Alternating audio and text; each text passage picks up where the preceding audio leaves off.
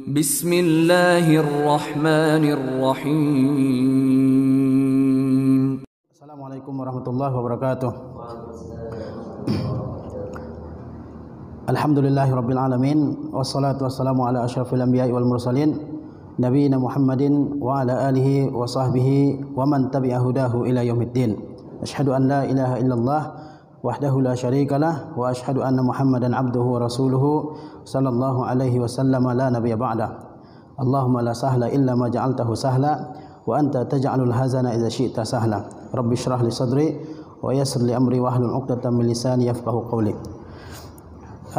Ikhwan dan akhwat yang dirahmati oleh Allah Subhanahu wa taala, mari kita bersyukur kepada Allah Subhanahu wa taala atas segala nikmatnya yang telah dilimpahkannya kepada kita semua. Mudah-mudahan Allah Subhanahu wa taala senantiasa melimpahkan nikmatnya kepada kita semua, dan mudah-mudahan kita termasuk di antara hamba-hamba yang senantiasa mensyukuri setiap nikmat yang diberikan oleh Allah Subhanahu wa taala. Kemudian salawat beserta salam dengan mengucapkan Allahumma salli ala Muhammad wa ala ali Muhammad kama shallaita ala Ibrahim wa ala ali Ibrahim. Mari kita doakan kepada Allah Subhanahu wa taala agar disampaikan kepada Nabi kita yang mulia Muhammad sallallahu alaihi wasallam beserta keluarga, para sahabat, para tabi'in serta orang-orang yang senantiasa mengikuti sunnah beliau sallallahu alaihi wasallam. Setelah beberapa lama kita tawakuf, pada pagi hari ini kita lanjutkan kembali kajian kita, dan insyaallah kita membaca dan menelaah kitab Al-Ushul Sittah, ya. 6 prinsip utama di dalam beragama yang ditulis oleh Asy-Syaikh Al-Fadil Al-Allamah Muhammad Ibn Abdul Wahhab At-Tamimi An-Najdi rahimahullahu taala. Al-Ushul Sittah artinya prinsip yang 6, ya. Bukan berarti dalam agama ini prinsip agama itu hanya 6, tetapi yang pokok ada 6, yang terpenting ada 6, ya. Jadi ulama mengatakan bahwa ada al-adad atau angka yang memiliki mafhum, ada angka yang tidak memiliki mafhum, ya. Jadi misalnya kalau dikatakan jumlah salat wajib itu 5, itu namanya al-adad lahu mafhum, angka yang memiliki pemahaman. Ya memang 5, enggak boleh lebih dari 5, kan salat wajib 5 sehari dan semalam, ya. Tapi ada juga yang disebut dengan al-adad wa laysa lahu mafhum, ya, yaitu angka tapi tidak ada mafhumnya. Maksudnya tidak terbatas kepada angka yang disebut, bisa lebih dari itu. Misalnya Rasulullah mengatakan ijtanibus sab'al mubiqat, jauhilah 7 dosa-dosa besar yang bisa menghancurkan, ya. Bukan berarti dosa besar hanya 7. Itu namanya al-adad laisa lahu mafhum, ya. Adat yang tidak terbatas kepada angka tersebut, ya.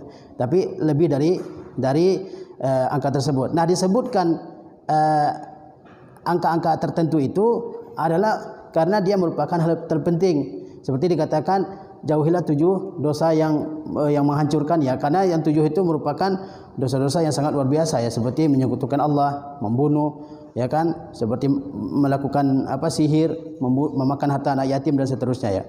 Jadi al-usul sittah bukan berarti usul dalam agama kita ini hanya sittah, hanya 6, tidak.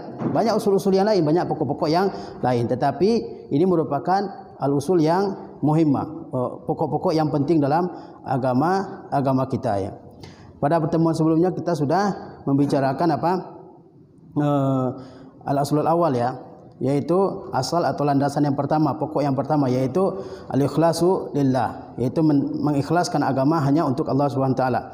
Bahwasanya kita beribadah hanya kepada Allah Subhanahu wa taala dan menjauhi segala bentuk peribadatan kepada selain Allah Subhanahu wa taala. Dan ini merupakan dakwahnya para anbiya wal mursalin, ya, para nabi dan para rasul. Dakwah mereka adalah dakwah tauhid, ya.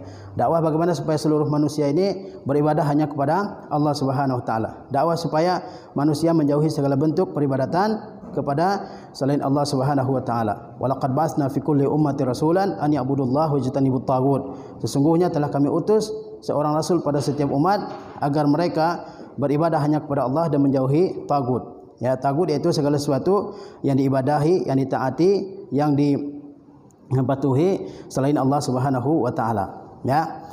Kemudian pada kesempatan yang berbahagia ini ya, kita bahas al-aslul tsani, yaitu asal yang kedua atau pokok yang kedua, landasan yang kedua ya. Yaitu apa? Amarallahu bil ijtima' fid din. Sesungguhnya Allah Subhanahu wa taala telah memerintahkan untuk bersatu padu di dalam agama ini, ya. Wa naha anit tafarruqi fihi, dan sesungguhnya Allah melarang bercerai-berai atau berpecah belah dalam agama ini, ya.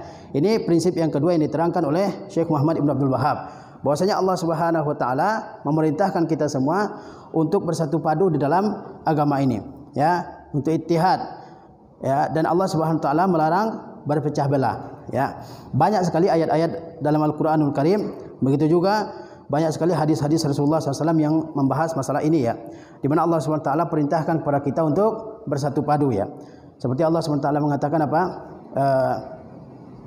Inna hazihi ummatukum wa inna hazihi ummatakum ummatu wahidah. Sesungguhnya umat kalian ini adalah umat yang satu. Wa ana rabbukum fa'buduni. Dan aku adalah Rabb kalian, maka beribadahlah kalian kepadaku. Jadi umat Islam ini bukan umat yang banyak, tapi umat yang satu, ya. Umat yang satu. Satu Tuhannya Allah Tabaraka wa taala, ya. Satu kiblatnya Ka'bah, semua umat Islam menghadap ke Ka'bah. Satu kitabnya Al-Qur'anul Karim, satu rasulnya Muhammad sallallahu alaihi wasallam, ya. Ibadahnya sama, rukun Islam 5, ya. Rukun iman ada 6 dan seterusnya, ya. Jadi Allah SWT menjelaskan kepada kita bahwasanya umat Islam ini diperintahkan oleh Allah SWT untuk bersatu dalam perkara agama, ya. Allah berfirman, wa'tasimu bihablillahi jami'an wa la tafarraqu, dan berpegang teguhlah kalian semua kepada tali Allah, yaitu agama Allah, ya. Wala tafarraqu, dan janganlah kalian bercerai-berai dalam agama kalian ini. Allah berfirman misalnya, minal ladzina farraqu dinahum wa kanu syi'a, ya. Di antara orang-orang yang mencerai-beraikan agama mereka, dan mereka itu apa? Berkelompok-kelompok, ya, bergolong-golongan, ya. Kullu hizbin bima ladaihim farihun. Setiap kelompok senang dengan apa yang mereka anut, senang dengan apa yang mereka yakini, ya. Jadi Allah SWT perintahkan kita untuk bersatu di dalam agama ini, dan Allah SWT melarang kita untuk bercerai-berai, ya. Ini satu prinsip dalam agama Islam, ya. Tidak boleh orang sengaja membuat perpecahan dalam agama Islam ini, ya. Tidak boleh orang membuat entah itu suatu organisasi, suatu lembaga, suatu pemahaman yang membuat umat Islam terpecah, ya. Tapi kalau organisasi hanya untuk tujuan agar lancarnya suatu dakwah, misalnya suatu lembaga pendidikan, itu boleh selama tidak membangun fanatisme di atas lembaga tersebut, di atas organisasi tersebut. Tapi kalau sudah membangun fanatisme di atas lembaga atau organisasi tersebut, yayasan tersebut, maka itu adalah suatu hal yang dilarang, ya. Itu sesuatu yang dicela dalam agama kita ini. Kalau dikatakan misalnya orang yang tidak ikut jamaah saya berarti dia di luar agama Islam, itu sudah suatu hal yang terlarang dalam agama kita ini, ya. Kalau ikut saya masuk surga, kalau enggak ikut saya masuk neraka, ya kan? Kalau masuk saya pasti jaminannya surga, kalau enggak ikut saya ya diragukan apakah ke surga atau ke neraka. Seperti yang banyak tersebar di tengah-tengah kita hari ini, itu adalah suatu hal yang dilarang oleh agama, ya kan? Jadi kita disuruh untuk bersatu dan dilarang untuk berpecah belah, ya. Dan Allah Subhanahu wa taala terangkan banyak di banyak tempat dalam Al-Qur'an tentang hal ini, ya. Bahwasanya bersatu itu diperintahkan oleh Allah Subhanahu wa taala, dan berpecah belah itu dilarang oleh Allah Subhanahu wa taala, ya. Nah, tapi harus kita pahami bahwasanya dalam agama kita ini, ya, perbedaan-perbedaan itu pasti ada, ya. Oleh karenanya Allah SWT menyuruh bersatu. Kenapa disuruh bersatu? Karena ada perbedaan, ya, ada perbedaan, ya. Ya. Ada perbedaan, kita lihat, ya, ada beberapa bentuk perbedaannya. Ada perbedaan namanya ikhtilafu at-tadad, ya, perbedaan yang kontradiktif, yang satu tidak mungkin bersatu dengan yang lain, ya. Dan ada ikhtilafu tanawwu', dan ada ikhtilaf tanawwu'. Perbedaan yang bentuknya variatif, ya, yang bervariasi. Ini disebut dengan ikhtilaf tanawwu', ya. Nah, perbedaan at-tadad, perbedaan yang bertentangan ini, yaitu perbedaan yang satu pendapat tidak mungkin sama dengan pendapat yang lain, ya. Nah, ini yang dilarang itu adalah ikhtilaf at-tadad, yang membuat orang berpecah belah dalam agama ini. Dan tidak ada nas yang menjelaskan pendapat tersebut, ya. Kemudian misalnya apa? Misalnya yang perbedaan kontradiktif misalnya dicontohkan oleh ulama, misalnya dalam masalah fikih ya. Misalnya dalam masalah fikih itu seperti perbedaan pendapat Imam Malik dengan 3 imam mazhab yang lain dalam masalah basmalah ya. Imam Malik berpendapat bahwa basmalah di surah Al-Fatihah itu bukan ayat ya. Bukan ayat dari surah Al-Fatihah ya. Oleh karenanya mazhab Malik tidak membaca basmalah di surah Al-Fatihah, di awal surah Al-Fatihah ya. Sedangkan 3 imam yang lain, Imam Syafi'i, Imam Ahmad dan Abu Hanifah, mereka meyakini bahwa basmalah di awal Al-Fatihah itu merupakan ayat ya, ayat yang bagian dari surah Al-Fatihah dan dibaca dalam salat ya. Cuma Imam Syafi'i dengan Imam Ahmad berbeda lagi dalam masalah apakah dibaca jelas atau sir ketika salat jahriyah ya. Imam Syafi'i berpendapat bahwa basmalah itu dibaca dengan jahar, dengan jelas ya ketika ketika salat jahriyah ya. Imam Ahmad dia meyakini bahwasanya basmalah bagian dari dari Al-Fatihah dan membacanya adalah secara sir ya. Ini perbedaan yang tadad ya, yang tidak mungkin yang berbeda ya, yang berlawanan antara satu dengan yang lain. Padahal Imam Malik adalah gurunya Imam Syafi'i dan Imam Syafi'i adalah gurunya Imam Ahmad ya. Nah, namun ada perbedaan mereka dalam hal ini. Ini contoh perbedaan yang tidak perbedaan yang tidak mungkin disatukan ya, perbedaan yang kontradiktif ya. Ada perbedaan namanya tanawwu', perbedaan yang variatif ya. Seperti misalnya dalam fikih ya, dalam fikih misalnya perbedaan dalam wudu misalnya. Ya, ada wudu 3 kali, ada wudu 2 kali dan ada wudu sekali ya. Ya. Nah, ini mana yang apakah itu benar-benar merupakan harus wudu 3 kali kita ini? Ketika kita berwudu harus 3 kali, apakah boleh 2 kali atau boleh sekali ya? Semuanya ada nas yang menjelaskannya bahwa Rasulullah SAW pernah mengerjakan wudu sekali, pernah mengerjakan wudu 2 kali, dan pernah mengerjakan wudu 3 kali, dan yang lebih utama adalah 3 kali untuk setiap anggota wudu ya. Tapi ada keadaan-keadaan di mana orang dianjurkan untuk mengerjakan wudu sekali, ya kan? Misalnya apa?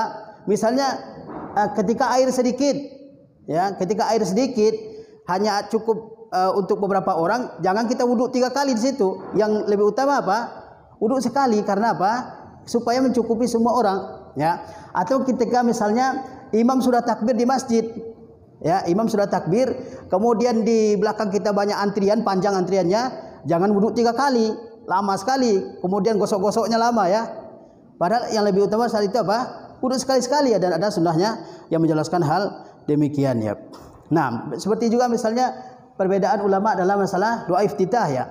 Karena banyak orang yang karena mungkin ketidaktahuan atau keawaman itu, kalau doa iftitah orang beda dengan doa iftitah dia, itu sudah dikatakan sebuah penyimpangan ya. Ada yang doa iftitahnya Allahumma ba'id baini wa baina khatayaya. Ada yang doa iftitahnya kabira walhamdulillahi katsira dan seterusnya.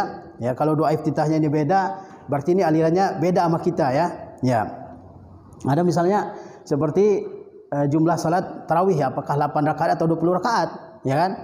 Itu menjadi perbedaan yang sebenarnya itu adalah perbedaan tanawwu ya. Yang penting orang salat ya, salat tarawih, apakah dia 8 rakaat ataupun 20 rakaat ya. Yang 20 rakaat juga punya landasannya ya. Ketika Rasulullah SAW ditanya bagaimana salat malam itu wahai Rasulullah, Rasulullah mengatakan masna, dua-dua ya. Tidak dijelaskan oleh Rasulullah SAW batasannya. Dan Aisyah radhiyallahu taala anha mengatakan bahwa Rasulullah SAW salat malam itu berapa? 8 rakaat ya. Ya. Jadi perbedaan-perbedaan seperti ini adalah perbedaan variatif ya. Seperti doa ketika orang ruku ya, ada subuhun kudusun, subhana rabbiyal a'la, apalagi dan seterusnya ya. Ini bukan perbedaan-perbedaan yang yang berlawanan, tapi perbedaan yang variatif ya. Nah, perbedaan ini sudah ada sejak zaman dulu ya, sudah ada sejak zaman dahulu, sejak zaman Rasulullah SAW. Para sahabat juga ada yang berbeda pendapat dalam memahami ayat-ayat Al-Quranul Karim dan dalam memahami hadis-hadis Rasulullah SAW ya.